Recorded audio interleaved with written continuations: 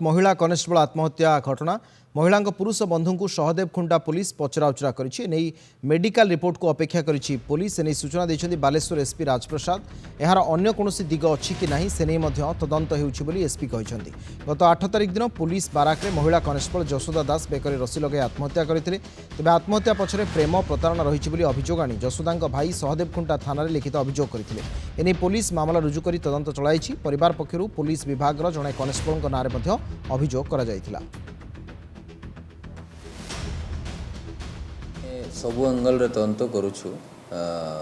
तांकर कौन medical history थिला मेडिकल एग्जामिनेशन रे कौन रिपोर्ट आसीबे ता ऊपर भी आमर तदंत चलुछि बाकी आउ जा भी एंगल अच्छी पर्सनल मैटर जा भी एंगल अच्छी गोटे जन कौन पाई एई बड़ स्टेप नहीं छंती सेटा ऊपर आमर सब एंगल रे तदंत चलुछि तदंत पड़े जाना पड़िबे।